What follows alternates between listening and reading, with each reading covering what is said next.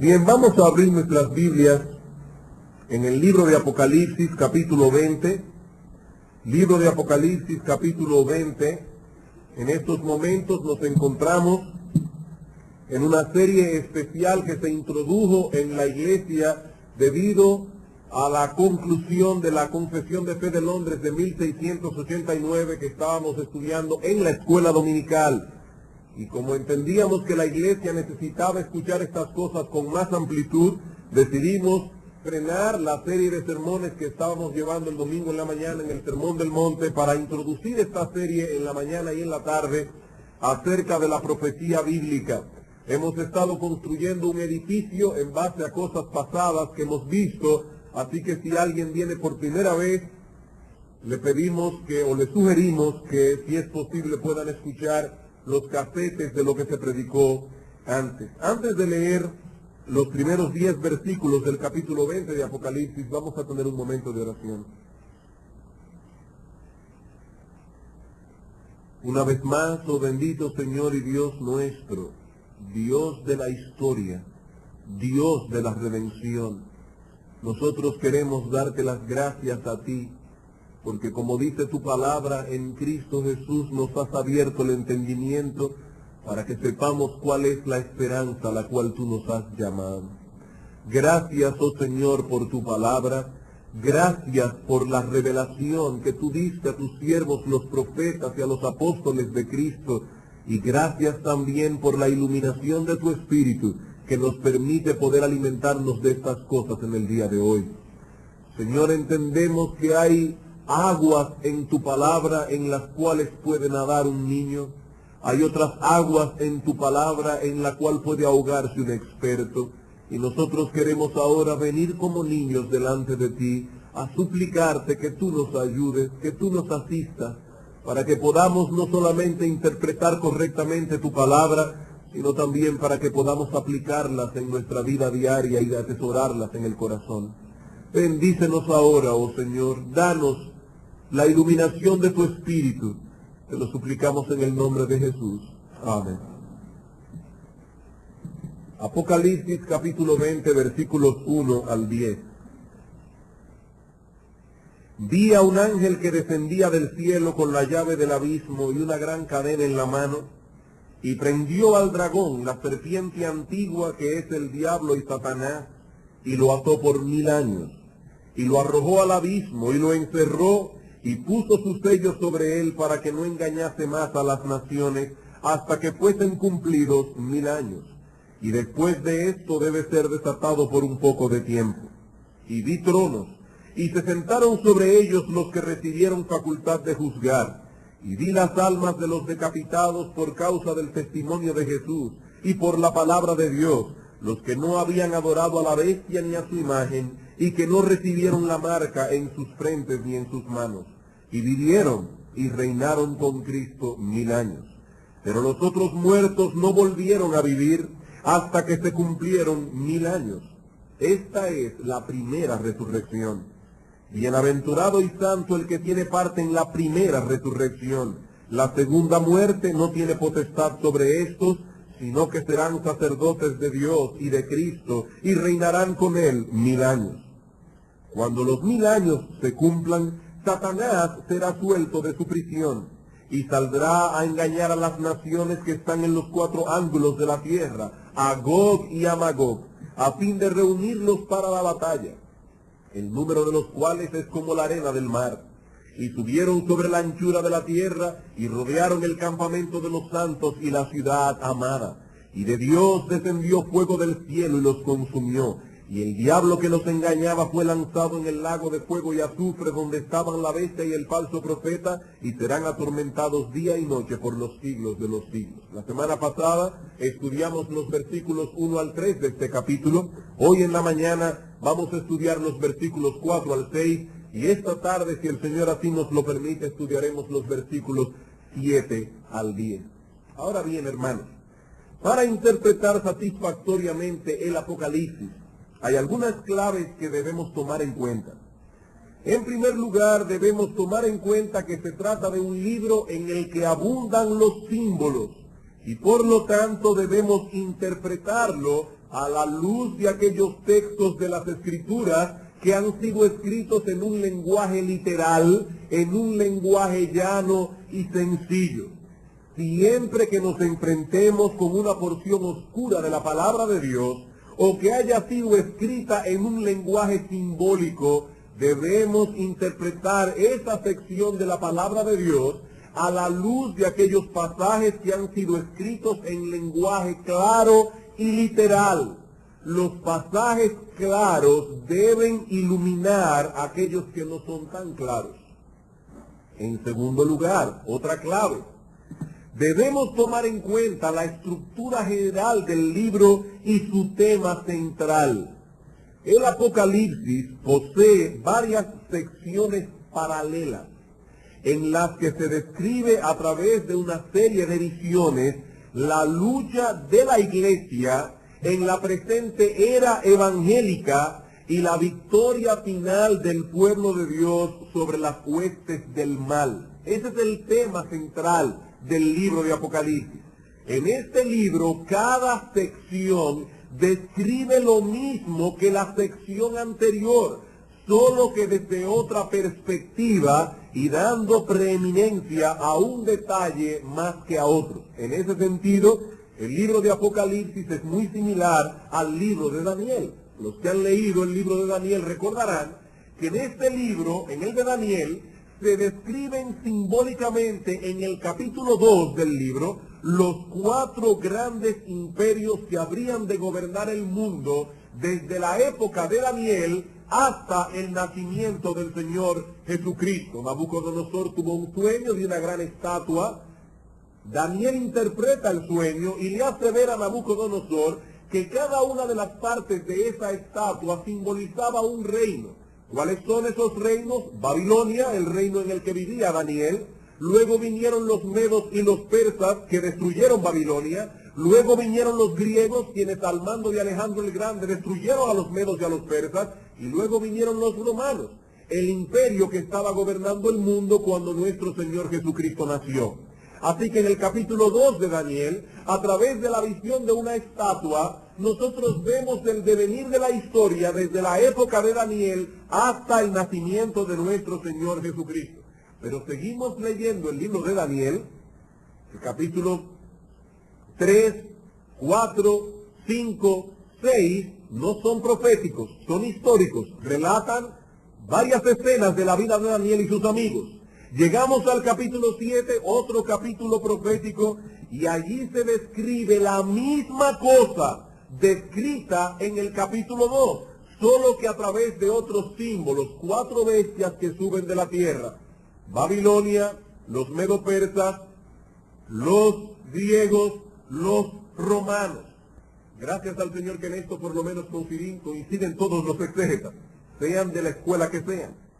En el capítulo 8 de Daniel se amplían algunos detalles de la visión del capítulo 7. Noten, es la misma visión, el mismo tema, pero desde varias perspectivas distintas.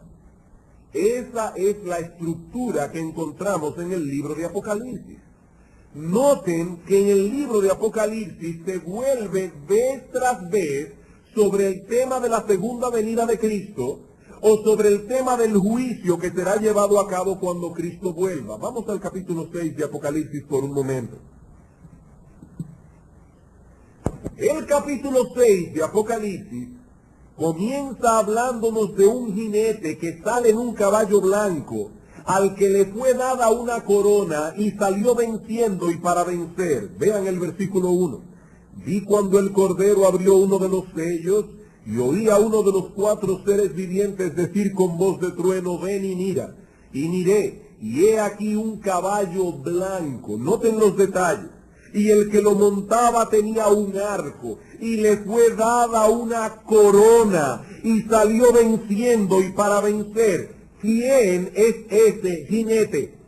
Hermanos, tenemos que ir al mismo libro de Apocalipsis para que nos dé la respuesta, porque el texto no es un acertijo indescifrable. Hay algunos detalles allí que nos dan la clave de su interpretación. Noten el capítulo 3, versículo 21 del libro de Apocalipsis. Al que venciere, le daré que se siente conmigo en mi trono, así como yo he vencido y me he sentado con mi Padre en su trono. Salió venciendo y para vencer. Aquí el Señor dice, yo he vencido. Apocalipsis capítulo 14, versículo 14. ¿Qué tenía el jinete de Apocalipsis 6? Una corona. Dice en el capítulo 14, versículo 14, miré, y he aquí una nube blanca, y sobre la nube uno sentado semejante al Hijo del Hombre, que tenía en la cabeza una corona de oro, y en la mano una hoz aguda. Y más adelante en el capítulo 19, versículo 11 al 13, leemos lo siguiente. ¿En qué iba montado el jinete? En un caballo blanco. Dice en el versículo 11 del capítulo 19, entonces vi el cielo abierto y he aquí un caballo blanco, y el que lo montaba se llamaba Fiel y Verdadero, y con justicia juzga y pelea. Sus ojos eran como llama de fuego, y había en su cabeza muchas diademas, una corona, y tenía un nombre escrito que ninguno conocía sino él mismo. Estaba vestido de una ropa teñida en sangre, y su nombre es el Verbo de Dios.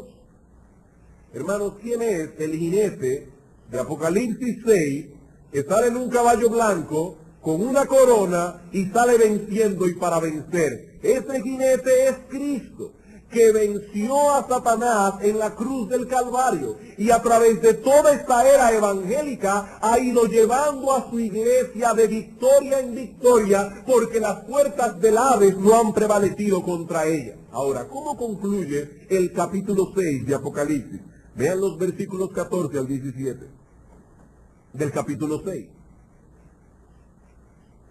Y el cielo se desvaneció como un pergamino que se enrolla, y todo monte y toda isla se removió de su lugar, y los reyes de la tierra, y los grandes, y los ricos, los capitanes, los poderosos, y todo siervo y todo libre, se escondieron en las cuevas y entre las peñas de los montes, y decían a los montes y a las peñas, caed sobre nosotros y escondednos del rostro de aquel que está sentado sobre el trono y de la ira del Cordero, porque el gran día de su ira ha llegado, y ¿quién podrá sostenerse en pie? Hermanos, ¿qué está describiendo el apóstol Juan en estos versículos? Los eventos que acompañarán la segunda venida del Señor en gloria, y eso podemos verlo en el pasaje paralelo de Mateo capítulo 24, versículo 29. El sol se oscurecerá, la luna no dará su resplandor, las estrellas de los cielos caerán, y entonces verán la señal del Hijo del Hombre viniendo en las nubes con poder y gran gloria. Así que el capítulo 6 de Apocalipsis nos habla del avance victorioso de Cristo en esta presente era evangélica, desde sus inicios hasta su conclusión en la segunda venida de Cristo en gloria. Todo en el capítulo 6. Pero seguimos leyendo los demás capítulos del Apocalipsis y vemos que no continúan cronológicamente describiéndonos lo que sucederá después. Porque este libro no se apega a ese tipo de cronología, es como el libro de Daniel. Cada sección contempla los mismos eventos de la sección anterior, pero desde otra perspectiva. Veamos otro ejemplo, si acaso no está convencido. Capítulo 11 de Apocalipsis. Capítulo 11 de Apocalipsis. Son varias secciones paralelas, específicamente 7 secciones paralelas que hay en el libro. Una de los versículos de los capítulos 1 al 3, otra de los capítulos 4 al 7, otra de los capítulos 8 al 11, otra del 12 al 14, otra del 15 al 16, otra del 17 al 19 y otra del 20 al 22. 7 secciones fácilmente identificables en el libro de Apocalipsis que hablan las mismas cosas bajo otras perspectivas. Apocalipsis capítulo 11, versículo 15 al 19. El séptimo ángel tocó la trompeta y hubo grandes voces en el cielo que decían: los reinos del mundo han venido a ser de nuestro Señor y de su Cristo, y Él reinará por los siglos de los siglos. Y los 24 ancianos que estaban sentados delante de Dios en sus tronos se postraron sobre sus rostros y adoraron a Dios, diciendo: te damos gracias, Señor Dios Todopoderoso, el que eres y el que eras y que has de venir, porque has tomado tu gran poder y has reinado, y se airaron las naciones, y tu ira ha venido, y el tiempo de juzgar a los muertos, y de dar el galardón a tus siervos los profetas, a los santos y a los que temen tu nombre, a los pequeños y a los grandes, y de destruir a los que destruyen la tierra. Esta tarde vamos a ver qué es esto, de que ha llegado el tiempo de destruir a los que destruyen la tierra, porque vamos a estudiar esta gran batalla final, cuando Gog y Magog atacarán el campamento de los santos. Y veremos que todo eso ocurre en la segunda venida de nuestro Señor Jesucristo. Y el templo de Dios fue abierto en el cielo, y el arca de su pacto se veía en el templo, y hubo relámpagos, voces, truenos, un terremoto y grande granizo. El capítulo 11, los versículos 15 al 19 concluyen con otra de las secciones del Apocalipsis, con la venida de nuestro Señor Jesucristo. Pero ¿cómo sigue el capítulo 12? Hablando del nacimiento del Señor Jesucristo. Vean el capítulo. Apareció en el cielo una gran señal, una mujer vestida del sol, con la luna debajo de sus pies, y sobre su cabeza una corona de 2 estrellas. Y estando encinta clamaba con dolores de parto en la angustia del alumbramiento. También apareció otra señal en el cielo. He aquí un gran dragón escarlata que tenía 7 cabezas y 10 cuernos, y en sus cabezas 7 diademas. Y su cola arrastraba la tercera parte de las estrellas del cielo y las arrojó sobre la tierra. Y el dragón se paró frente a la mujer que estaba para dar a luz, a fin de devorar a su hijo tan pronto como naciese. Y ella dio a luz un hijo varón. ¿Y quién es este hijo varón? Hermanos, no hay dudas en el texto. Que regirá con vara de hierro a todas las naciones. Aquí tenemos al dragón parado frente a la mujer, tratando por todos los medios posibles de impedir que ese niño nazca, el Mesías que Dios había prometido y que nacería de la nación de Israel. Pero el hijo varón nació, y todos los esfuerzos de Herodes no pudieron impedir que ese niño se criara, viviera una vida perfecta, muriera en la cruz del Calvario, resucitara al tercer día y ascendiera a los cielos, versículo 5. Y su hijo fue arrebatado para Dios y para su trono. Así que el capítulo 11 concluye con la segunda venida del Señor. El capítulo 12 inicia otra vez la misma historia, el Señor Jesucristo naciendo. Cada sección nos permite ver el mismo asunto desde otra perspectiva. Hermanos, el Apocalipsis no es un libro de futurología, como me dijo alguien esta semana pasada. No. Es el consuelo de Dios para su pueblo en medio de las fieras persecuciones de Satanás y sus huestes malignas. Y si no comprendemos el propósito del libro, su tema central y su estructura de secciones paralelas, es imposible que arribemos a una comprensión adecuada de lo que el libro enseña. Ahora, apliquemos estas claves a la sección que comenzamos a estudiar la semana pasada. Apocalipsis capítulo 20. En Apocalipsis capítulo 20 encontramos una vez más la misma estructura que corre a todo lo largo del libro. Que tenemos en el capítulo 19, a partir del versículo 11, la segunda venida del Señor en gloria. Pero en el capítulo 20 volvemos al inicio de la era evangélica. Lo mismo que ocurre entre el capítulo 11 y el capítulo 12. En los versículos 1 al 3 del capítulo 20 se nos dice que esta era evangélica comienza con la victoria de Cristo sobre Satanás. Lo mismo que aparece en Apocalipsis capítulo 6, versículo 1 al 3.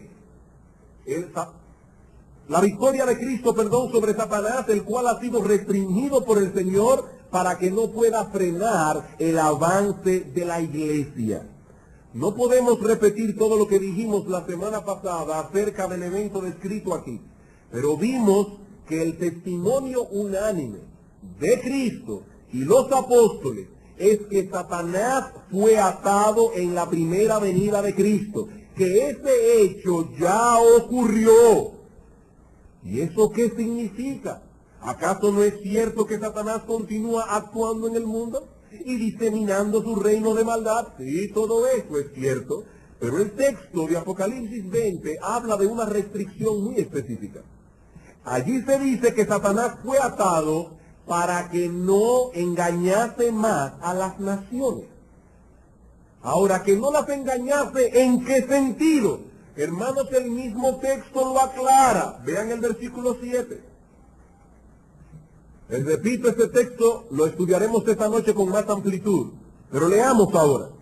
Cuando los 1000 años se cumplan, Satanás será suelto de su prisión y así podrá hacer lo que no ha podido hacer a lo largo de toda esta edad. ¿Qué? Versículo 8. Y saldrá a engañar a las naciones que están en los 4 ángulos de la tierra, a Gog y a Magog, engañarlos con un propósito muy determinado, a fin de reunirlos para la batalla.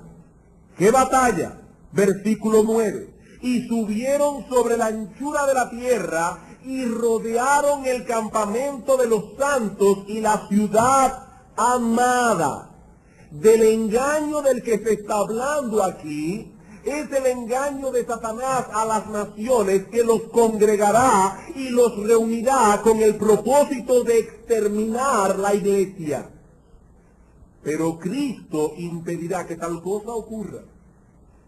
Descendió fuego del cielo y los consumió. Entonces, hermanos, ¿en qué sentido Satanás está atado? En el sentido de que no puede llevar a cabo ese designio perverso de exterminar a la iglesia por medio de las naciones. Cristo dijo que a pesar de los ataques del diablo contra la iglesia, y hermanos, por favor, no traten de responder preguntas del versículo 7 al 10, lo estudiaremos esta tarde con más amplitud y demostraremos nuestro punto. Pero Cristo dijo en una ocasión que a pesar de los ataques del diablo contra la iglesia, las puertas del Hades no prevalecerían contra ella. Satanás no puede impedir que la luz del Evangelio brille en medio de las densas tinieblas en que el maligno tenía sumida a las naciones antes de la primera venida del Señor. Como dice el apóstol Pablo a un grupo de paganos en Listra, en las edades pasadas, antes de la venida de Cristo, Dios ha dejado a todas las naciones andar en sus propios caminos. Pero ahora, en esta dispensación, luego de la venida del Señor, todo ha cambiado, dice Pablo en el capítulo 17 de Hechos. Ahora Dios manda a todos los hombres en todo lugar que se arrepientan. La luz de la revelación divina ya no está circunscrita a una nación en particular. El Evangelio ha de ser predicado en todas las naciones. Y Satanás fue atado para que no pudiera impedir que esa labor sea hecha. Él no podía destruir ni exterminar a la iglesia hasta que la iglesia llevara el Evangelio de Cristo a todas las naciones. ¿No es esto lo que dice Cristo en Mateo 24:14? Será predicado este Evangelio del reino en todas las naciones y entonces vendrá el fin. En Mateo capítulo 12, versículo 27 se pregunta el Señor, ¿cómo puede un hombre saquear la casa de un hombre fuerte si primero no le ata? El hombre fuerte ha sido atado y ahora podemos saquear su casa.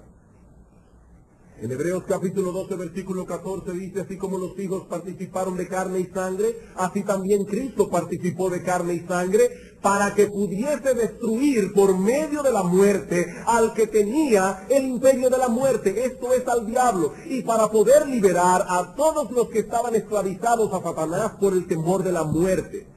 Y decíamos la semana pasada que la palabra allí destruir, katargeo, no significa aniquilar. En griego esta palabra significa sencillamente tomar esta persona y hacerla inoperante. Es la idea de katargeo. La misma palabra que aparece en Romanos capítulo 6, versículo 6, donde dice que el cuerpo del pecado ha sido destruido. El cuerpo del pecado ha sido hecho inoperante, de tal manera que aunque sigue actuando en nosotros, no es nuestro rey, no tiene dominio absoluto sobre la vida del creyente. William Hendrickson, el comentarista, dice lo siguiente al respecto. El atar a Satanás y el hecho de que se le arroja al abismo para permanecer allí 1000 años, indica que durante esta era evangélica, que empieza con la primera venida de Cristo y se extiende casi hasta su segunda venida, se restringe la influencia del diablo en la tierra, de modo que no puede impedir la extensión de la iglesia entre las naciones por medio de un activo programa misionero. El diablo no está atado en todo sentido. Su influencia no está destruida completamente, no. Por el contrario, dentro de la esfera en que se le permite a Satanás ejercer su influencia para mal, él brama furiosamente. Dice Primera de Pedro que él está como león rugiente buscando a quien devorar. Un perro atado, dice Hendrickson, un perro atado firmemente con una cadena larga y fuerte, puede hacer mucho daño dentro del círculo de su prisión.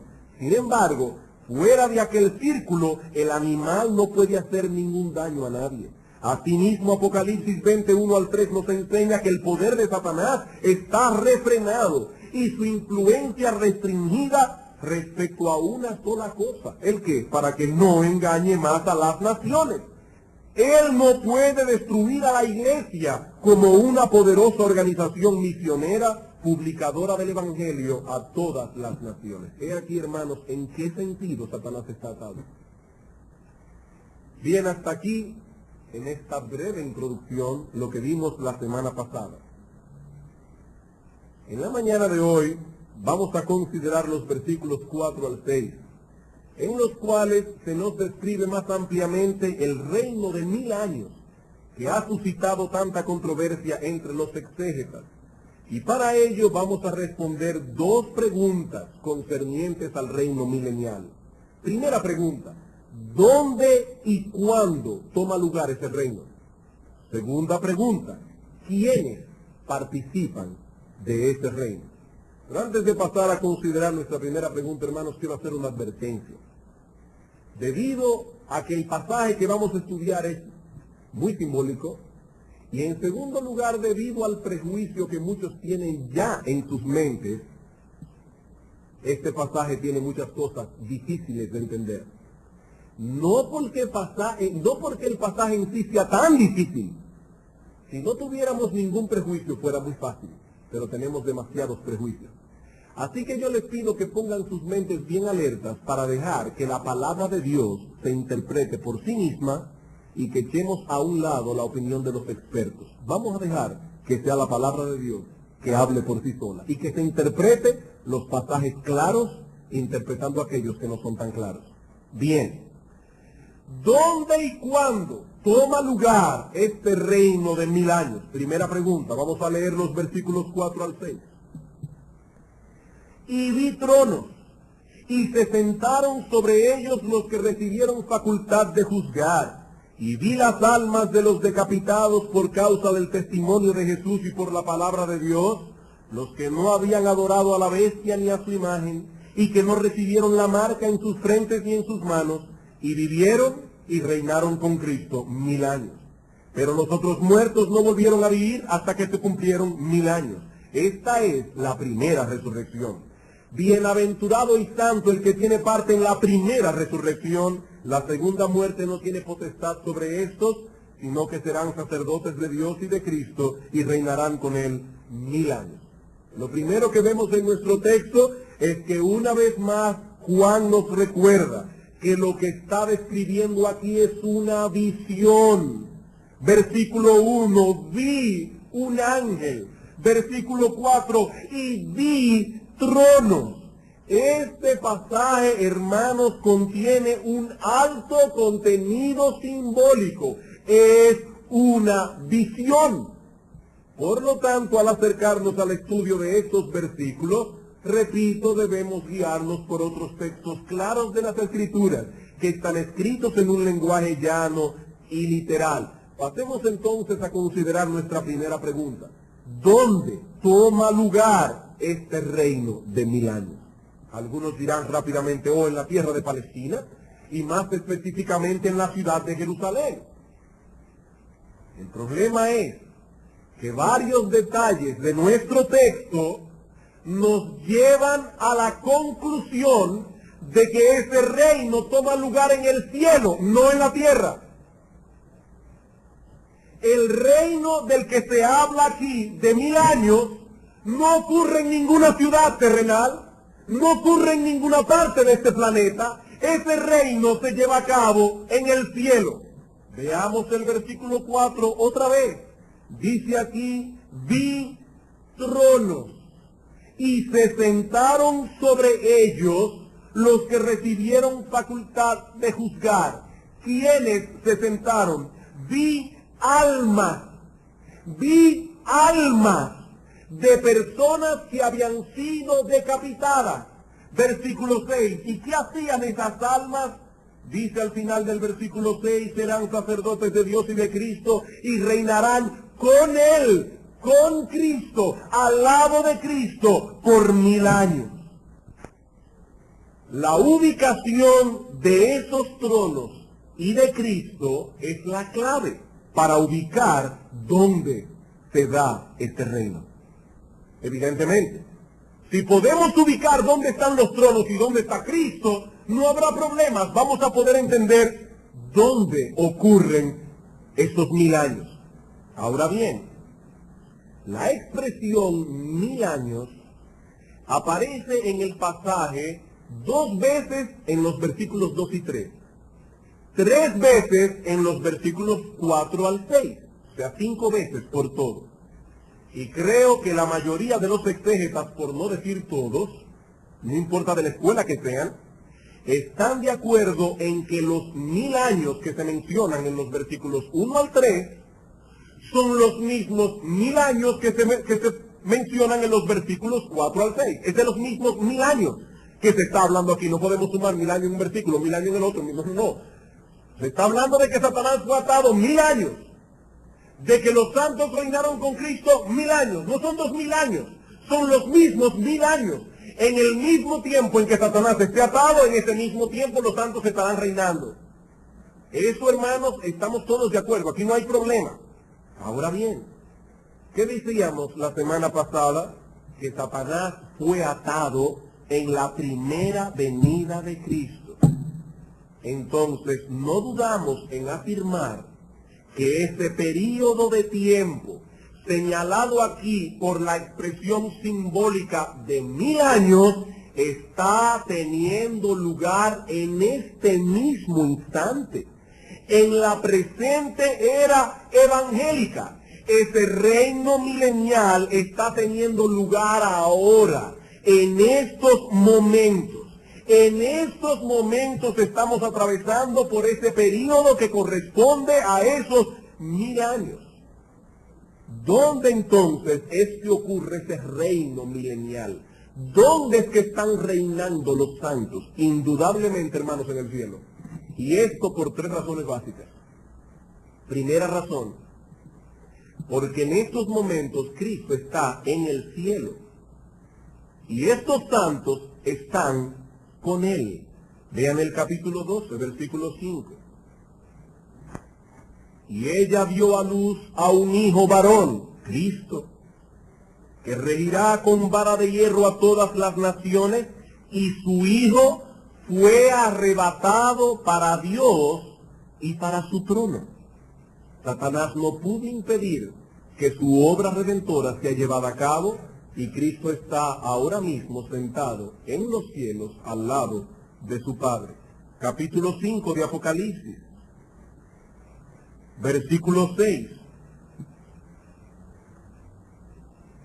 Juan está contemplando aquí una visión celestial.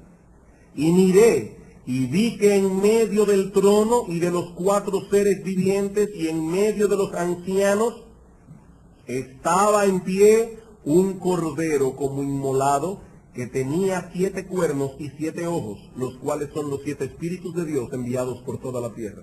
¿Notan, hermanos, que es un libro lleno de símbolos? Pero una cosa sí está claro, ¿dónde está el Cordero? En medio del trono, en los cielos. ¿Dónde están los santos? Reinando con Cristo. ¿Dónde está Cristo? En los cielos. Segunda prueba.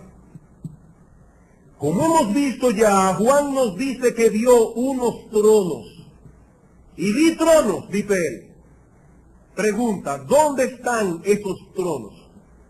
El comentarista Leon Morris dice algo muy importante aquí. La palabra tronos aparece en el libro de Apocalipsis 47 veces. 47 veces. De esas 47 veces, 44 habla de tronos que están en los cielos. Las únicas excepciones a esa regla son Apocalipsis capítulo 2, versículo 13, que se habla del trono de Satanás, Apocalipsis capítulo 13, versículo 2, y Apocalipsis capítulo 16, versículo 10, que habla del trono de la bestia. Así que aparte del trono de Satanás, que es el Dios de este siglo, y el trono de la bestia, todos los otros tronos, 44 de ellos, están en los cielos.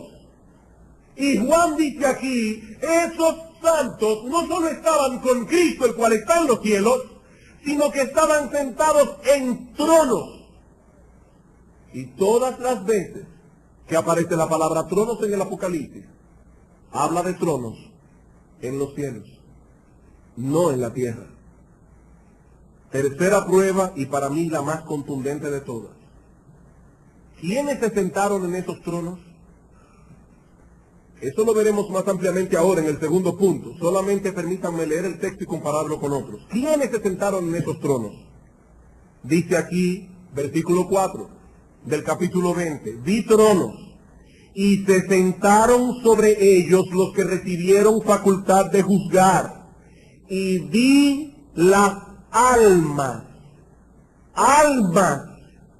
de los decapitados por causa del testimonio de Jesús y por la palabra de Dios, los que no habían adorado a la bestia ni a su imagen, y que no recibieron la marca en sus frentes ni en sus manos.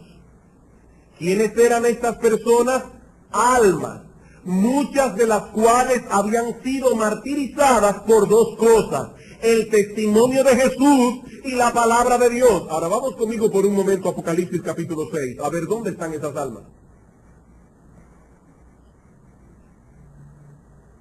Apocalipsis capítulo 6, versículo 9.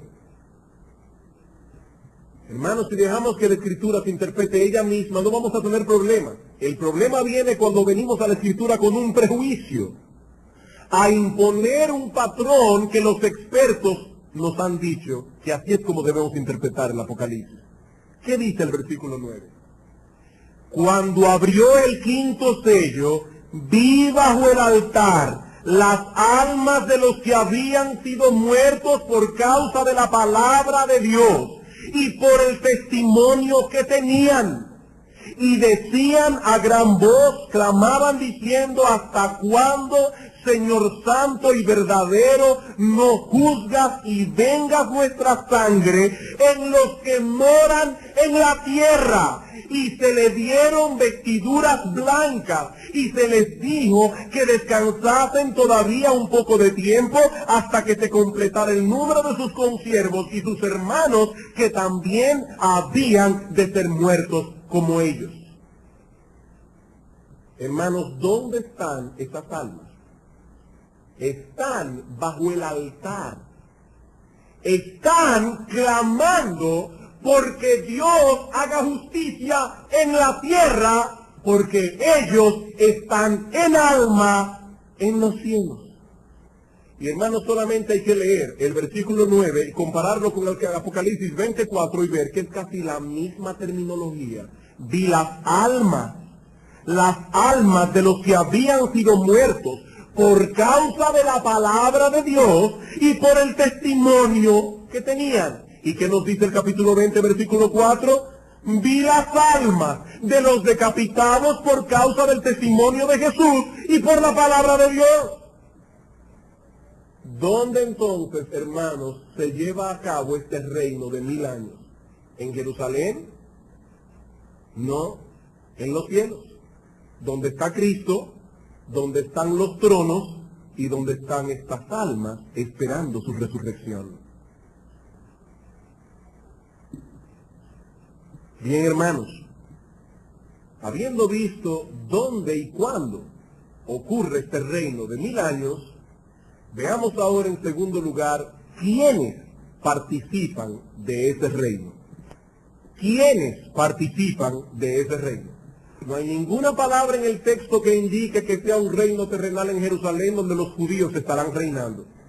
Ni un solo texto, ni una sola palabra de las que aparece en este pasaje indica tal cosa. ¿Qué enseña, hermanos, el Apocalipsis mismo?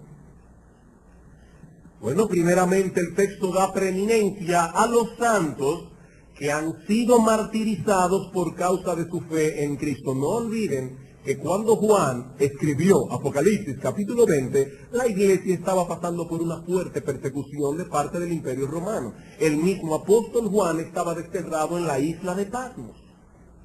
Muchos habían sido martirizados, habían sido decapitados por ser judíos, no, por causa del testimonio de Jesús, por haber predicado con fidelidad la palabra de Dios. Y Juan nos dice y vio en su visión que esos santos martirizados están en los cielos, reunidos con Cristo, pero solo en almas.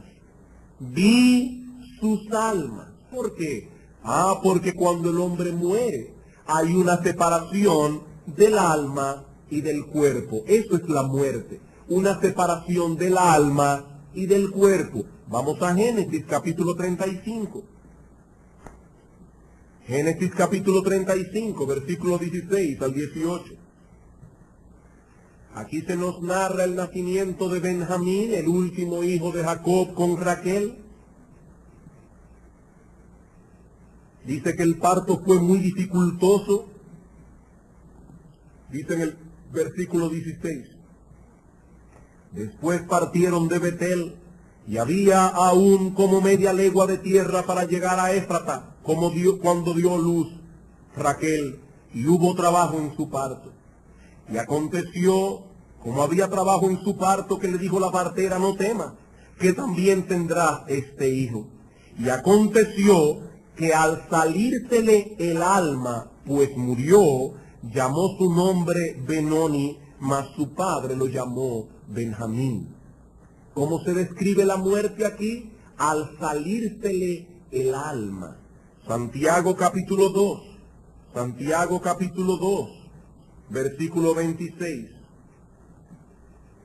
Hablando de la fe sin obras, Santiago usa la analogía de un cuerpo sin alma o sin espíritu. Y dice en el versículo 26, porque como el cuerpo sin espíritu está muerto, así también la fe sin obras está muerta.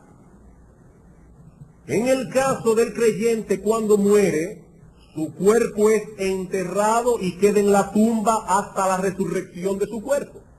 Su alma va de inmediato a la presencia de Cristo.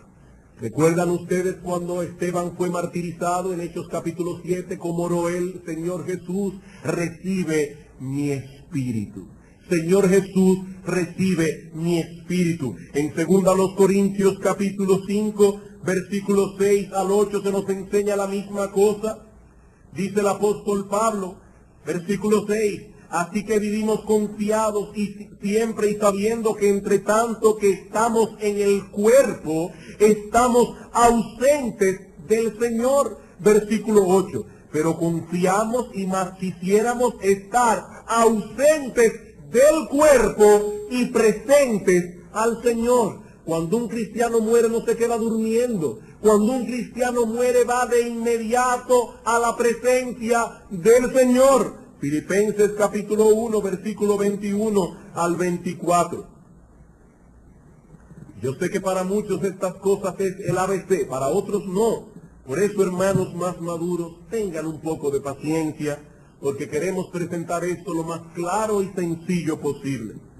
Dice en el capítulo 1, versículo 21, porque para mí el vivir es Cristo y el morir es ganancia. Más, si el vivir en la carne resulta para mí en beneficio de la obra, no sé entonces qué escoger. Porque de ambas cosas estoy puesto en estrecho, teniendo deseos de partir y estar con Cristo, lo cual es muchísimo mejor. pero quedar en la carne es más necesario por causa de vosotros. Pablo habla de la muerte como de un partir. El alma abandona el cuerpo y va de inmediato a la presencia del Señor. Las personas de las que se habla en Apocalipsis 20 están en almas. Juan vio sus almas reinando con Cristo en los cielos. Juan está diciendo, aquí fueron martirizados, allá están reinando. Pero es evidente que Juan no limita la participación de ese reino a los martirizados. Él incluye también en Apocalipsis 20 a todos los que han muerto en Cristo, sea por medio del martirio o no. Él habla allí de todos los que no adoraron ni a la bestia ni a su imagen, ni recibieron la marca en sus frentes ni en sus manos. ¿Y qué marca es esta? Hermanos, yo no tengo tiempo para estudiar este asunto a fondo, pero al menos permítanme una vez más citar a William Hendrickson en este punto.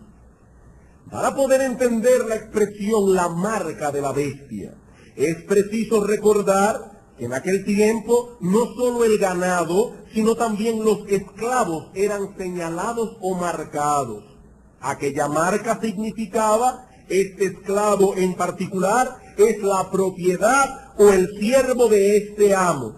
Muy pronto la expresión recibir la marca de alguien empezó a significar pertenecer a alguien o servir y adorar a alguien.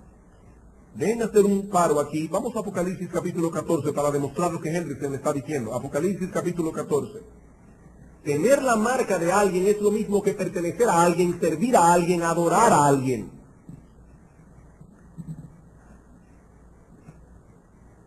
Noten cómo se equipara las dos cosas. Versículo 9. Y el tercer ángel lo siguió diciendo a gran voz, si alguno adora a la bestia y a su imagen, y recibe la marca en su frente o en su mano, él también beberá del vino de la ira de Dios. Versículo 11. Y el humo de su tormento sube por los siglos de los siglos, y no tienen reposo de día ni de noche. ¿Quiénes? Los que no adoran a la bestia y a su imagen, ni nadie que reciba la marca de su nombre. Hay una similitud entre recibir la marca y adorar a la bestia. Por lo tanto, dice Hendrickson, parece que el recibir la marca de la bestia significa pertenecer a la bestia, adorar a la bestia. La marca de la bestia, donde quiera que y siempre que se manifieste, no es otra cosa que el espíritu del anticristo que se opone a Dios, rechaza a Cristo y persigue a la iglesia. Ahora déjenme parar aquí otra vez. ¿Qué espíritu del anticristo es este? Hermanos, la Biblia habla indudablemente de un anticristo, un hombre que se manifestará al final de los tiempos, al final de esta presente era evangélica. Nada más hay que buscar 2 Tesalonicenses capítulo 2 para ver que se ve de hombre de pecado, hijo de perdición. Es un hombre, pero también se nos habla de un espíritu anticristiano que ha sido evidente en todas las épocas. ¿Qué dice Pablo en el mismo texto de 2 Tesalónicas capítulo 2 versículo 7? Pablo dice, ya está en acción el misterio de la iniquidad, solo que hay quien al presente lo detiene. Veremos ese texto esta noche. Pero ¿qué está diciendo Pablo allí? Ya está en acción ese misterio de la iniquidad, ese espíritu del anticristo, ese espíritu de la bestia ha estado presente a través de todas las edades. Y si tiene alguna duda, vamos a 1 de Juan, capítulo 2. Y recuerde que Juan fue quien escribió el mismo libro de Apocalipsis. ¿Qué dice Juan en su primera carta?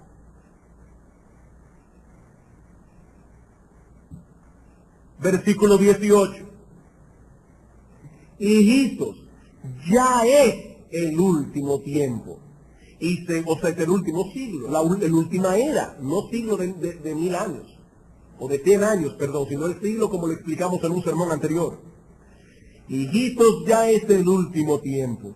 Y según vosotros oísteis que el anticristo viene, así ahora, en la época de Juan, hace 1900 años, ahora han surgido muchos anticristos.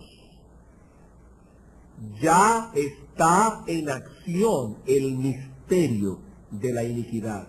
Este espíritu del anticristo y la marca que lo acompaña ha estado presente a lo largo de toda esta era evangélica. Sigue diciendo ahora Hendrickson, eso es un paréntesis, ahora vamos a volver a la cita. Se estampa esta marca sobre la frente o en la mano derecha. Recuerden lo que dice la Biblia en Deuteronomio capítulo 6. Estas cosas que yo te mando hoy estarán sobre tu corazón y las escribirás en los postes de las puertas, en la frente, en la mano, en todas las partes.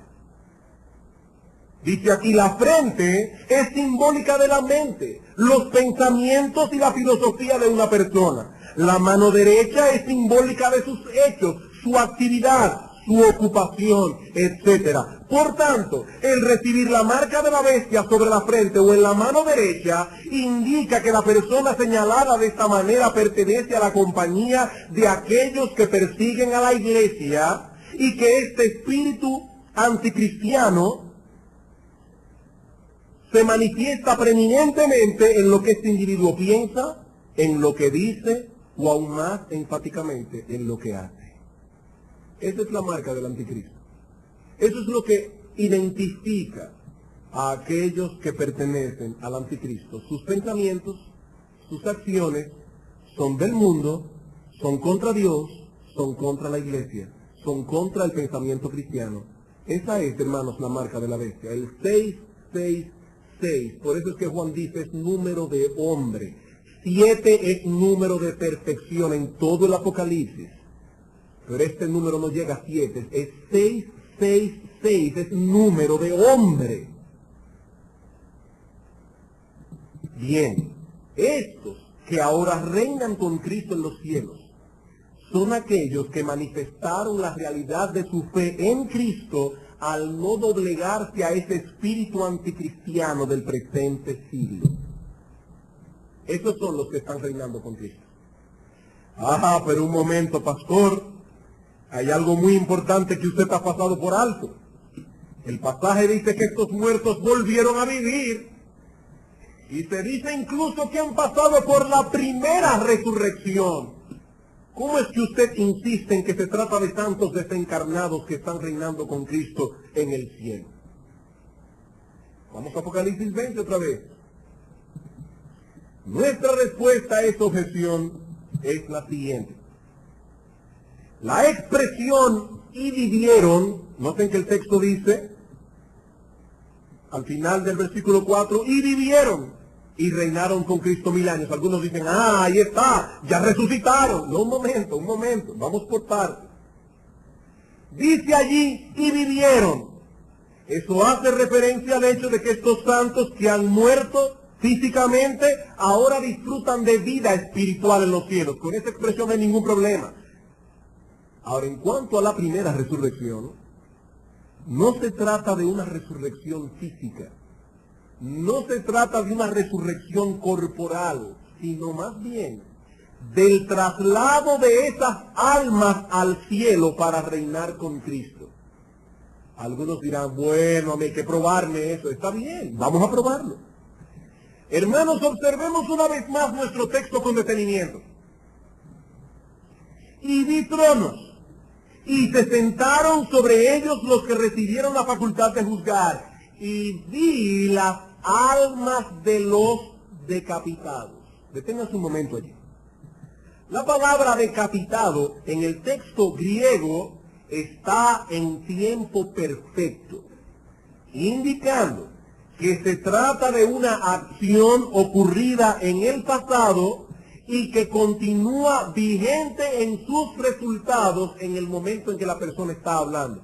Hermano, usted puede buscar cualquier texto bueno de gramática griega, sea de la línea escatológica que usted quiera, y se va a encontrar con esa definición. Un tiempo perfecto en griego, eso lo reconocen todos los gramáticos, indica una acción que ocurre en el pasado, pero cuyos resultados están vigentes en el momento en que la persona está hablando. Por ejemplo, si yo digo usando el tiempo perfecto, y si estuviéramos hablando en griego, y yo digo en griego, yo he estado enfermo, lo que yo quiero decir es que hace un tiempo que enfermé y que aún estoy enfermo. Eso es lo que significa el texto, el tiempo perfecto.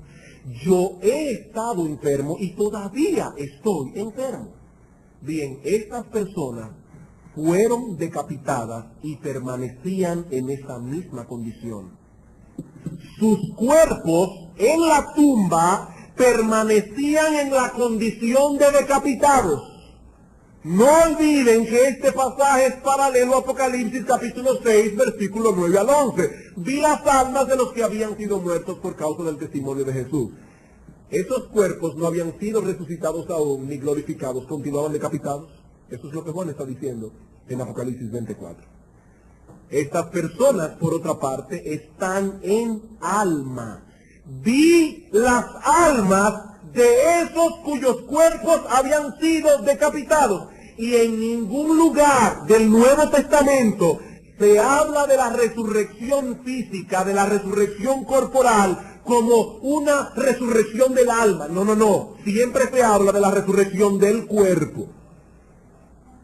Cuando se nos dice que estas almas vivieron, lo que quiere decir es que aunque murieron físicamente, ahora viven en los cielos. Tercer argumento.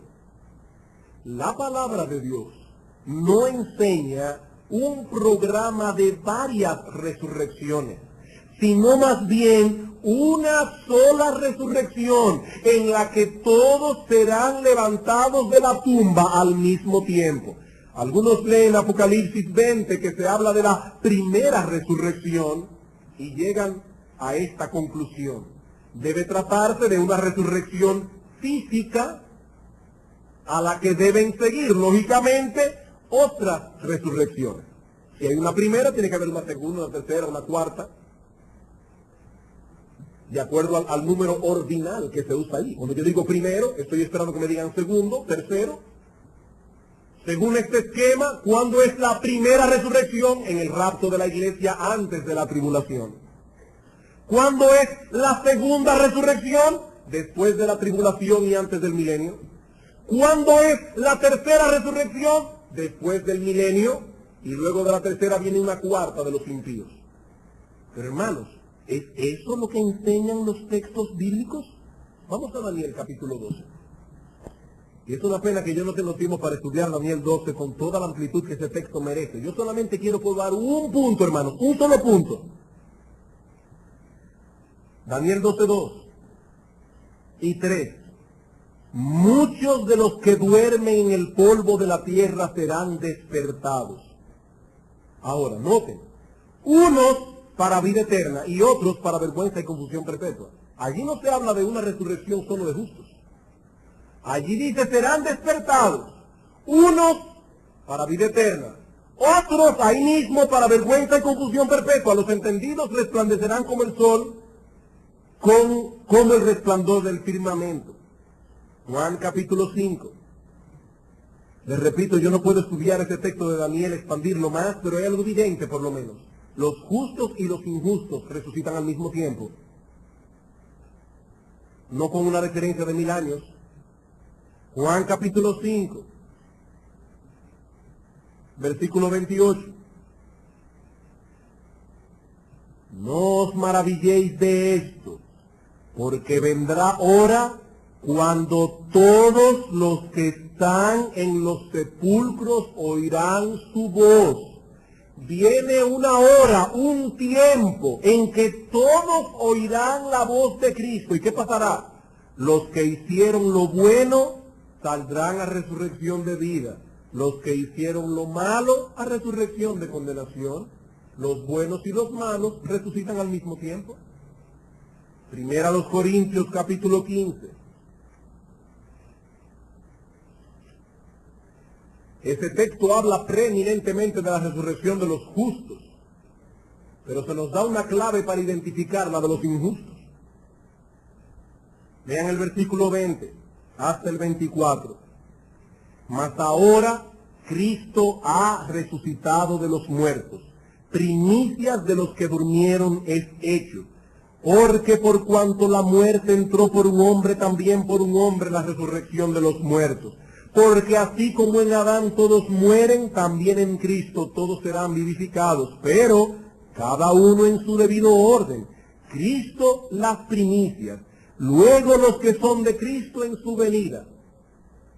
Pero luego el fin, cuando entregue el reino al Dios y Padre, noten, cuando haya suprimido todo dominio, toda autoridad y potencia.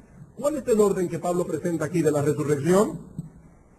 Cristo las primicias, luego los que son de Cristo cuando Él vuelva, y luego el fin, en el cual todos sus enemigos serán puestos por debajo de sus pies. No hay ningún lugar aquí para introducir una resurrección de cristianos en el rapto, otra de judíos después del rapto, un reino de 1000 años, otra resurrección de justos que murieron durante el milenio, después del milenio, y otra resurrección de impíos después del milenio. No, hermanos. Yo no veo en ese texto tantas cosas. Yo veo que dice Cristo las primicias, los que son de Cristo en su venida, y luego el fin, no el milenio, luego el fin. Ese es el esquema que Pablo presenta en 1 Corintios, capítulo 15. Volvamos ahora a nuestro texto de Apocalipsis 20 para explicar el significado de la frase, esta es la primera resurrección. Esa es la frase que a la gente le causa problemas. Esta es la primera resurrección. Bueno, ya hemos dicho que la resurrección de la que se habla aquí no es de una resurrección física. Estas almas viven en los cielos esperando la resurrección de sus cuerpos. Esa es, hermanos, la primera resurrección, el traslado de estas almas al cielo. Pero pastor, entonces, ¿por qué se llama la primera resurrección? Cuando nosotros pensamos en la palabra primero o primera, generalmente nos referimos a una serie de cosas que pertenecen a la misma clase o al mismo género. Cuando usamos la palabra primero en nuestras conversaciones ordinarias, la gente usualmente espera que digamos luego segundo, tercero, cuarto, qué sé yo hasta cuándo. Pero hermanos, esto es en español. La palabra que aquí se traduce primero del griego protos no indica en este texto el primero de una serie, y lo voy a probar. Veamos rápidamente algunos pasajes en los que la palabra protos, primero, aparece en el Nuevo Testamento. Apocalipsis 21:1. No nos pongan mucha atención, porque no todos estamos acostumbrados a que nos digan que en griego, que yo sé que sí, pero es que tenemos que demostrar algo, porque hay un prejuicio ya. Si no hubiera prejuicio, no habríamos hablado de griego, pero tenemos que usarlo hoy. Apocalipsis 21:1. Vi un cielo nuevo y una tierra nueva, porque el primer cielo, protos, y la primera tierra pasaron, y el mar ya no existía más. Aquí no se está hablando de que se van a hacer varias tierras, una primero, otra después. No. Se está haciendo una comparación entre esta tierra en su condición actual a como será en su condición glorificada o regenerada. Eso lo estudiaremos más adelante, la nueva tierra y el nuevo cielo. Es en ese sentido que esta tierra es primera y aquella segunda. Es un contraste, pero sigamos leyendo. Hebreos, capítulo 8. Hebreos, capítulo 8, versículos 6 y 7.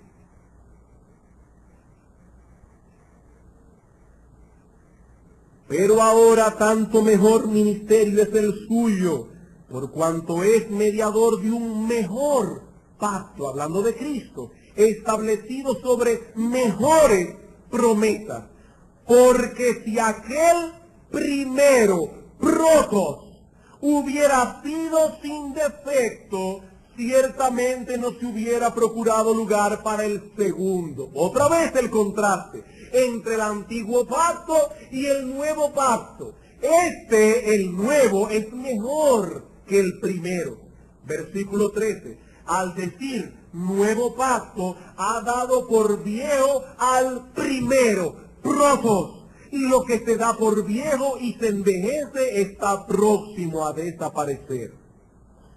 En estos dos textos, Apocalipsis 21, Hebreos 8, se usa la palabra primero para referirse a algo que es provisional, algo que es pasajero, en contraste con algo que es permanente. Esta tierra, la primera, es pasajera, provisional. Algún día estaremos en la nueva tierra, la cual durará por siempre. El antiguo pacto, el primero, fue pasajero, fue provisional, fue inaugurado hasta que entrara en vigor el nuevo pacto, el segundo, el cual es permanente, el cual durará para siempre. Protos contrasta dos cosas, una permanente y otra pasajera. Primero a los Corintios capítulo 15.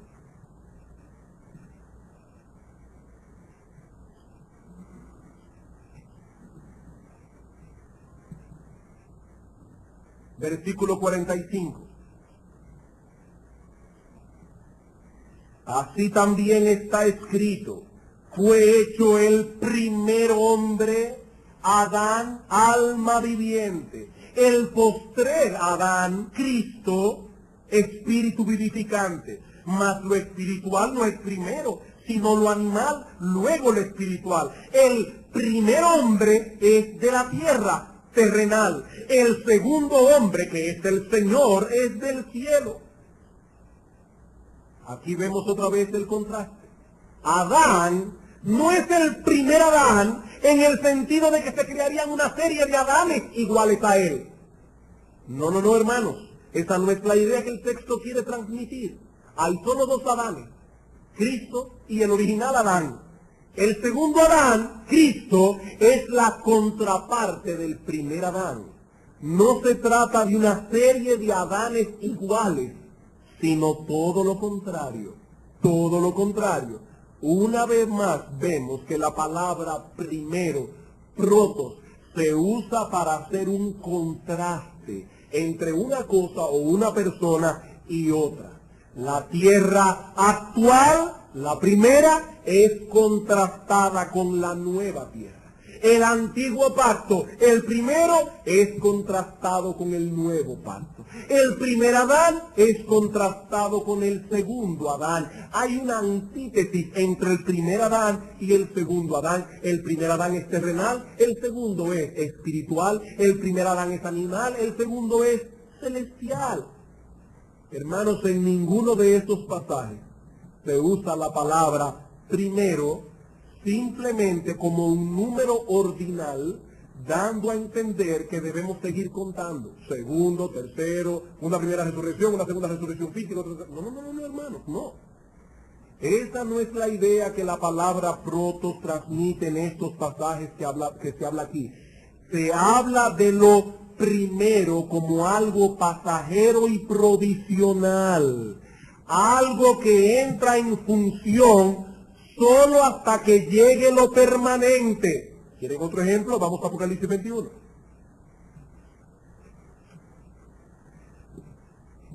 Hermanos, estoy haciendo un esfuerzo por explicar estos conceptos. Yo espero que me estén entendiendo. Apocalipsis 21, 4. Enjugará Dios, está hablando aquí de la vida en el cielo, de la vida en la nueva Jerusalén. Enjugará Dios toda lágrima de los ojos de ellos y ya no habrá muerte. ¿De qué muerte está hablando aquí? Bueno, evidentemente de la muerte física. Ya no habrá muerte, la gente no se va a morir en la eternidad. Será vida eterna. Bien, vamos ahora al versículo 8. Pero los cobardes e incrédulos, los abominables y homicidas, los fornicarios y hechiceros, los idólatras y todos los mentirosos tendrán su parte en el lago que arde con fuego y azufre, que es la muerte segunda. Evidentemente la muerte física es la primera y esta es la muerte segunda. Esta muerte segunda es la permanente, la final. Serán arrojados en el infierno y esa será su segunda muerte por los siglos de los siglos. Entonces noten, la primera muerte es física, la segunda es espiritual. No es que hay una primera muerte física, una segunda muerte física, una cuarta muerte física, no. La primera es física, la segunda es espiritual. La primera muerte es provisional. El alma se separa del cuerpo. La segunda muerte es eterna. Se vuelve a unir el alma con el cuerpo y se están en el infierno en alma y cuerpo. ¿Ven cómo lo primero es provisional? Lo segundo es permanente. Apliquemos ahora todo esto al texto de Apocalipsis 20 y veremos rápidamente cuál es el significado del texto. La primera resurrección de la que se habla aquí entonces, hermanos, no es permanente. No puede ser física porque es la primera resurrección. Y si es la primera resurrección, proto-resurrección, no es permanente. Es una situación provisional. Es una referencia al estado en que se encuentran las almas de los que han muerto en Cristo.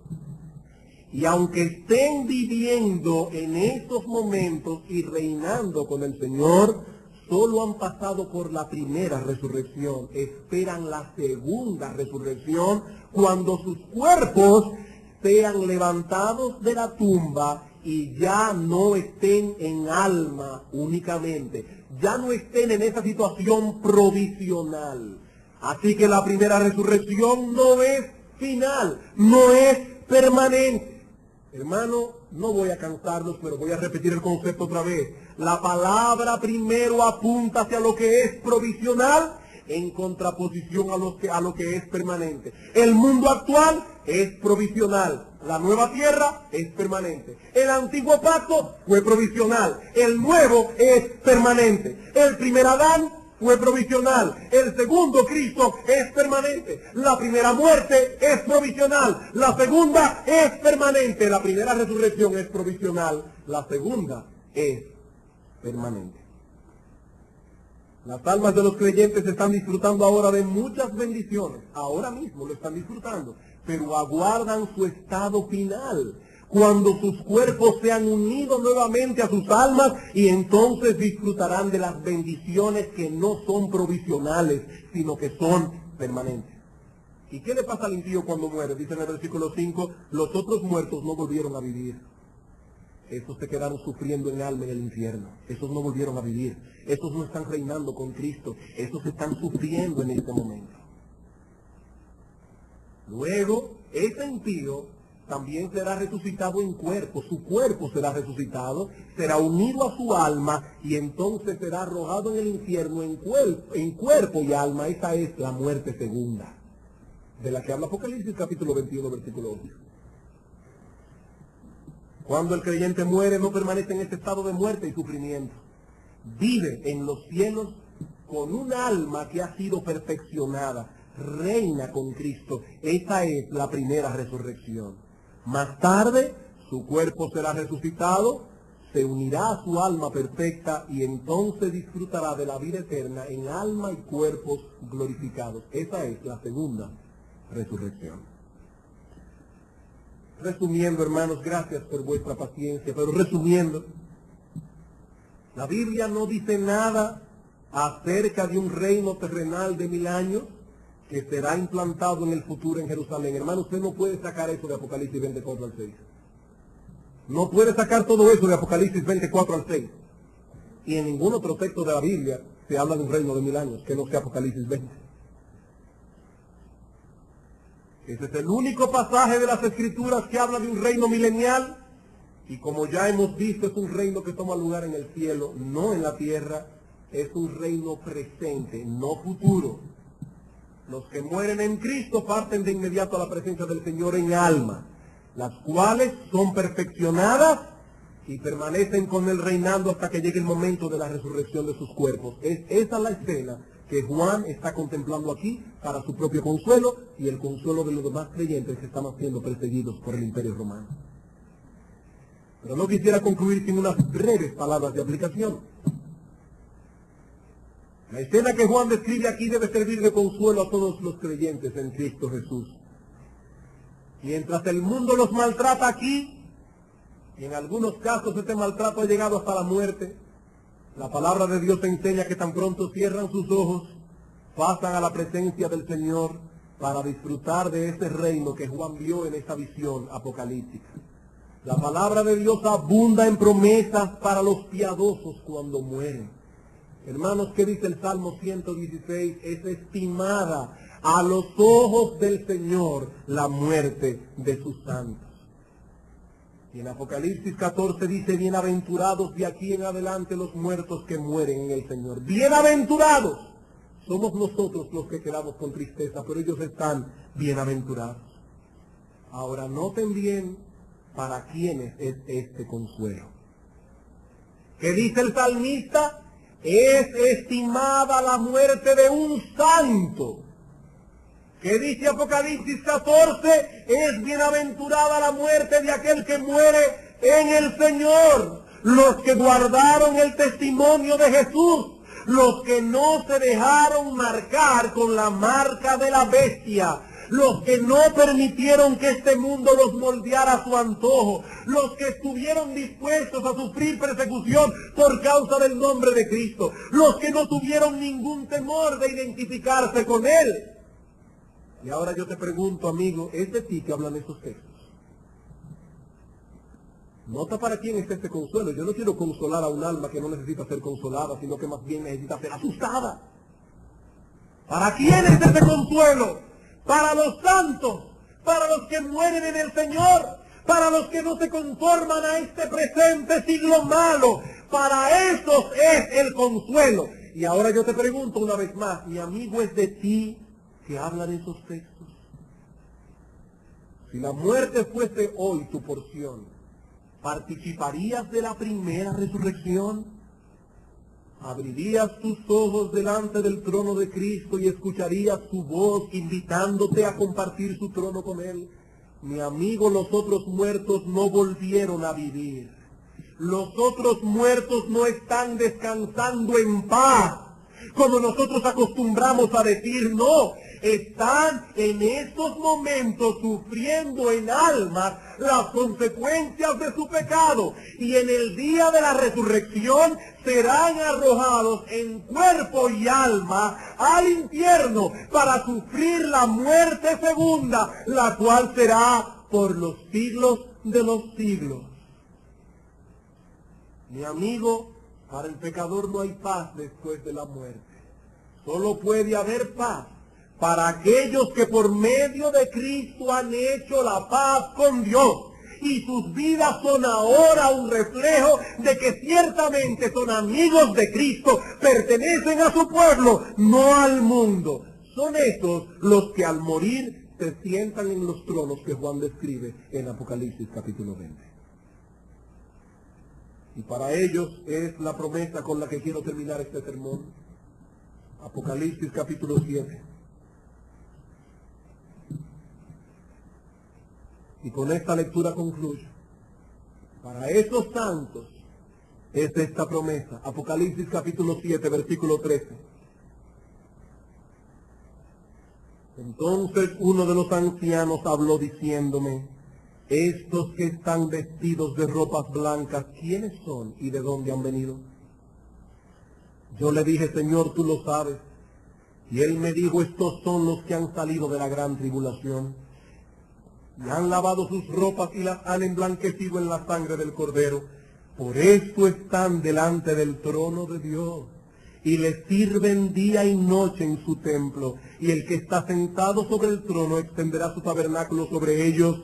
Ya no tendrán hambre ni sed, y el sol no caerá más sobre ellos ni calor alguno, porque el Cordero que está en medio del trono los pastoreará y los guiará a fuentes de agua de vida, y Dios enjugará toda lágrima de los ojos de ellos. ¿Para quiénes es esto?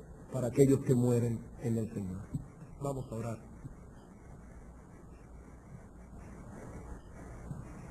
Padre nuestro que estás en los cielos, Nosotros queremos suplicarte en esta mañana que a pesar de las complicaciones que puedan surgir del estudio de hoy, que haya una verdad que corra a lo largo, que corrió a lo largo de este sermón y que puede estar grabada en nuestros corazones. Oh Señor, el consuelo que tenemos de que aunque el mundo nos persiga y nos maltrate, tenemos una casa no hecha de mano en los cielos, donde seremos recibidos para estar contigo para siempre jamás. Y nuestro deseo en esta mañana, oh Padre bendito, es que tu Santo Espíritu aplique estas palabras a los corazones de muchos que están aquí sin Cristo, para que ellos también vengan al arrepentimiento y a participar de estas promesas. Padre, tráenos esta tarde a las 5 de la tarde una vez más, para que podamos escuchar el resto del material que encontramos en este capítulo. Y por favor, Señor, danos entendimiento.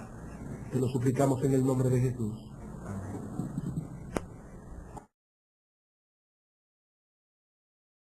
Lenguaje literal en un lenguaje llano y sencillo. Siempre que nos enfrentemos con una porción oscura de la palabra de Dios o que haya sido escrita en un lenguaje simbólico, debemos interpretar esa sección de la palabra de Dios a la luz de aquellos pasajes que han sido escritos en lenguaje claro y literal. Los pasajes claros deben iluminar a aquellos que no son tan claros. En segundo lugar, otra clave. Debemos tomar en cuenta la estructura general del libro y su tema central. El Apocalipsis posee varias secciones paralelas en las que se describe a través de una serie de visiones la lucha de la iglesia en la presente era evangélica y la victoria final del pueblo de Dios sobre las huestes del mal. Ese es el tema central del libro de Apocalipsis. En este libro, cada sección describe lo mismo que la sección anterior, solo que desde otra perspectiva y dando preeminencia a un detalle más que a otro. En ese sentido, el libro de Apocalipsis es muy similar al libro de Daniel. Los que han leído el libro de Daniel recordarán que en este libro, en el de Daniel, se describen simbólicamente en el capítulo 2 del libro los 4 grandes imperios que habrían de gobernar el mundo desde la época de Daniel hasta el nacimiento del Señor Jesucristo. Nabucodonosor tuvo un sueño de una gran estatua. Daniel interpreta el sueño y le hace ver a Nabucodonosor que cada una de las partes de esa estatua simbolizaba un reino. ¿Cuáles son esos reinos? Babilonia, el reino en el que vivía Daniel. Luego vinieron los medos y los persas que destruyeron Babilonia. Luego vinieron los griegos, quienes al mando de Alejandro el Grande destruyeron a los medos y a los persas. Y luego vinieron los romanos, el imperio que estaba gobernando el mundo cuando nuestro Señor Jesucristo nació. Así que en el capítulo 2 de Daniel, a través de la visión de una estatua, nosotros vemos el devenir de la historia desde la época de Daniel hasta el nacimiento de nuestro Señor Jesucristo. Pero seguimos leyendo el libro de Daniel, el capítulo 3, 4, 5, 6, no son proféticos, son históricos, relatan varias escenas de la vida de Daniel y sus amigos. Llegamos al capítulo 7, otro capítulo profético, y allí se describe la misma cosa descrita en el capítulo 2, solo que a través de otros símbolos, 4 bestias que suben de la tierra: Babilonia, los medo-persas, los griegos, los romanos. Gracias al Señor que en esto por lo menos coinciden todos los exégetas, sean de la escuela que sean. En el capítulo 8 de Daniel se amplían algunos detalles de la visión del capítulo 7. Noten, es la misma visión, el mismo tema, pero desde varias perspectivas distintas. Esa es la estructura que encontramos en el libro de Apocalipsis. Noten que en el libro de Apocalipsis se vuelve vez tras vez sobre el tema de la segunda venida de Cristo, o sobre el tema del juicio que será llevado a cabo cuando Cristo vuelva. Vamos al capítulo 6 de Apocalipsis por un momento.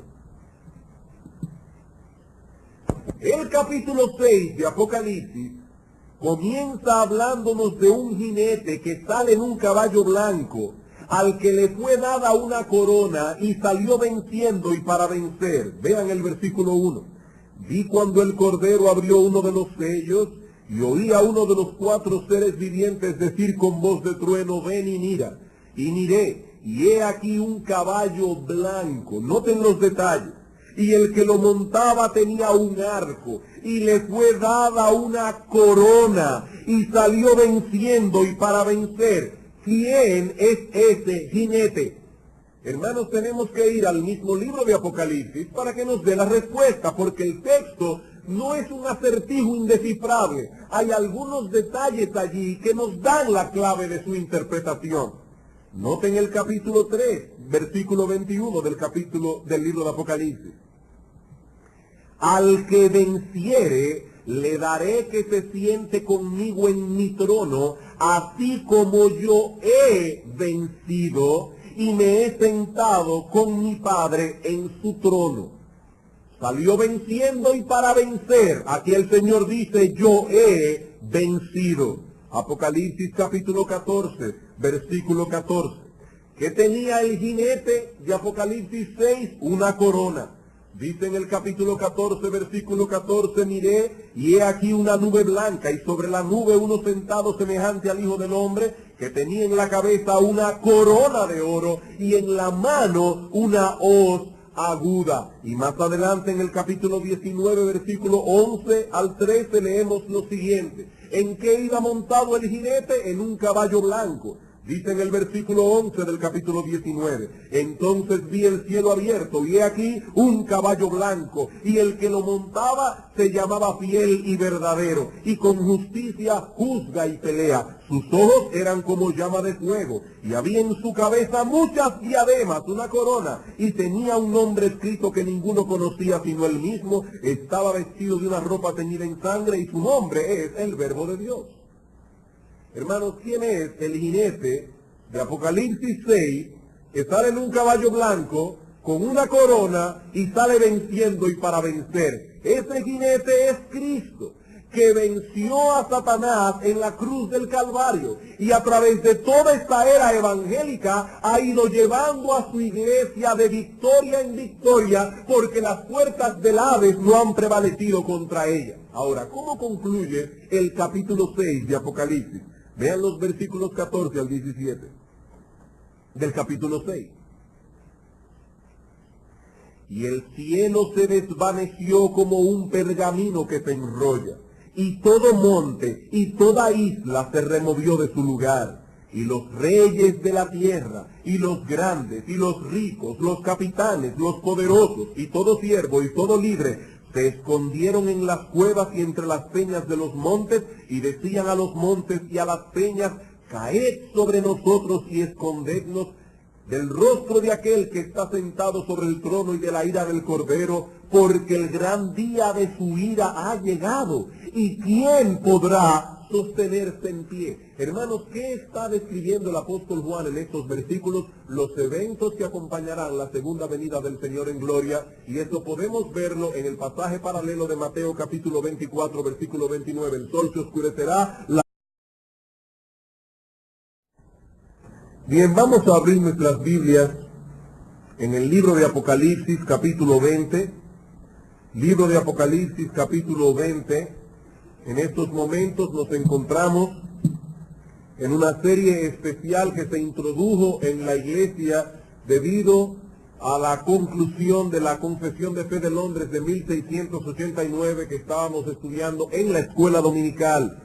Y como entendíamos que la iglesia necesitaba escuchar estas cosas con más amplitud, decidimos frenar la serie de sermones que estábamos llevando el domingo en la mañana en el Sermón del Monte para introducir esta serie en la mañana y en la tarde acerca de la profecía bíblica.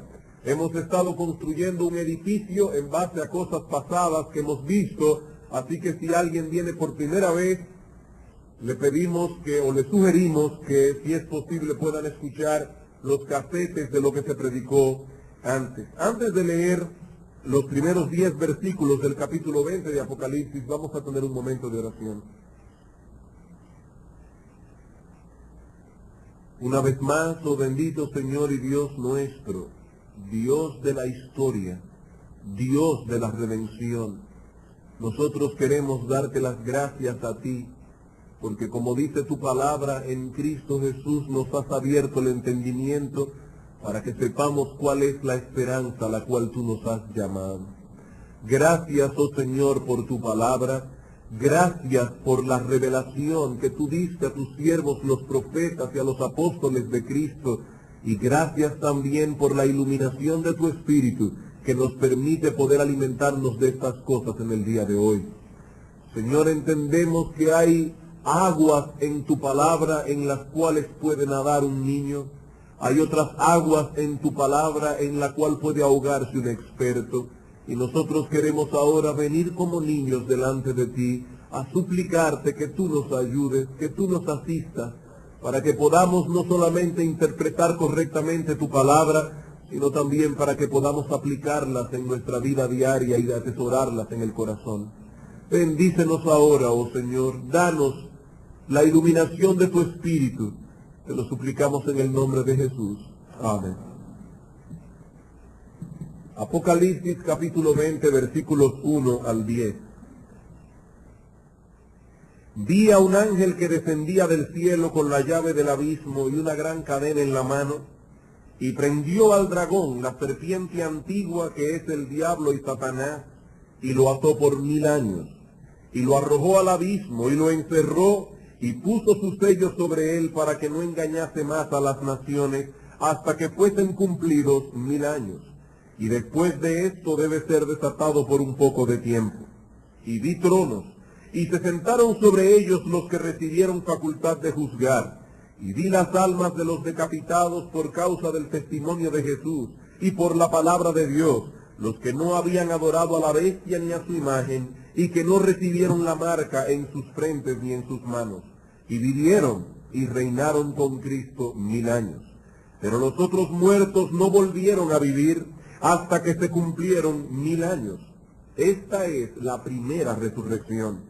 Bienaventurado y santo el que tiene parte en la primera resurrección. La segunda muerte no tiene potestad sobre estos, sino que serán sacerdotes de Dios y de Cristo, y reinarán con él 1000 años. Cuando los 1000 años se cumplan, Satanás será suelto de su prisión, y saldrá a engañar a las naciones que están en los 4 ángulos de la tierra, a Gog y a Magog, a fin de reunirlos para la batalla, el número de los cuales es como la arena del mar. Y subieron sobre la anchura de la tierra, y rodearon el campamento de los santos y la ciudad amada. Y de Dios descendió fuego del cielo y los consumió. Y el diablo que los engañaba fue lanzado en el lago de fuego y azufre, donde estaban la bestia y el falso profeta, y serán atormentados día y noche por los siglos de los siglos. La semana pasada estudiamos los versículos 1 al 3 de este capítulo. Hoy en la mañana vamos a estudiar los versículos 4 al 6, y esta tarde, si el Señor así nos lo permite, estudiaremos los versículos 7 al 10. Ahora bien, hermanos, para interpretar satisfactoriamente el Apocalipsis, hay algunas claves que debemos tomar en cuenta. En primer lugar, debemos tomar en cuenta que se trata de un libro en el que abundan los símbolos, y por lo tanto debemos interpretarlo a la luz de aquellos textos de las Escrituras que han sido escritos en un lenguaje